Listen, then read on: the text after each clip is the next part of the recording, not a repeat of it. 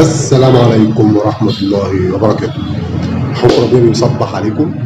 هنتكلم النهارده على ناصر ماهر، ويا ترى هيلحق ماتش الاهلي ولا مش هيلحق ماتش الاهلي.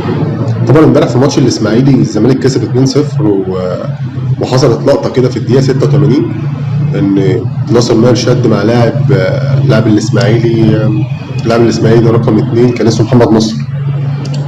شدوا مع بعض وفي الاخر قام ناصر اديله بالقلم، يعني هو عارف انت وخبطه في دماغه كده يعني، بس هي الواد يعني مثل صح، حبكها صح، فبان انتهى قلم يعني، فاخد طرد. طب ايه العقوبه دلوقتي اللي بتنص في اللوائح عندنا لو لعيب ضرب لاعب بكوره او من غير كوره يعني؟ تمام. بس لو ضربه يعني ازاي؟ ركله او ضربه في راسه او لكمه، يعني هما الثلاث حالات دول ايه اللي بينص عليهم؟ المفروض ان هو بيتعاقب بحاجتين. اول حاجه ايقاف مباريات من 3 ل 5، يعني اقل حاجه 3 مباريات، اكتر حاجه 5 مباريات. تمام. وبينزل عليه عقوبه ماليه بيتراوح برضه بين 50,000 ل 200,000، اقل حاجه 50، اكتر حاجه 200. طب طبعا ناصر ماهر يعني ضربه في راسه، تمام، ايا كان بقى قلم لمسه، هو خلاص هي اتحسبت عليه واتلقطت عليه وخلاص. وزي ما احنا شايفين قدامنا يعني، تلاقي الفيديو ظهر قدامك الضربه عامله ازاي. هو طبعا يعني الضربه مش قوي قوي، ناصر ماهر يعني تحس ان هو بيعنفه، بس يعني هو الايه، من زي ما بنقول كده بالبلدي وبالشعبي، اللعيب لبسه الطرد محترم يعني. تمام.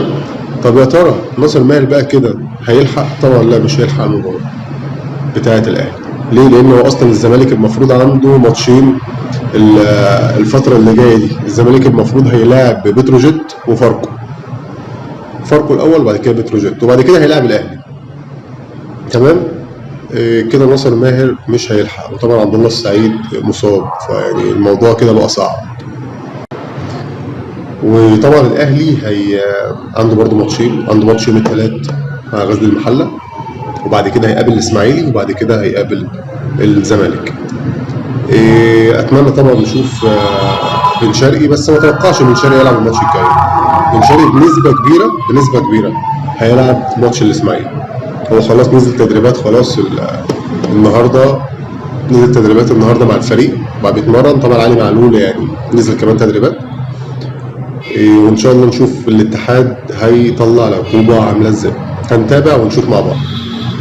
وطبعا بالنسبه للتحكيم مش هتكلم عن التحكيم عشان التحكيم ده يعني في فضايح، في كوارث بتحصل.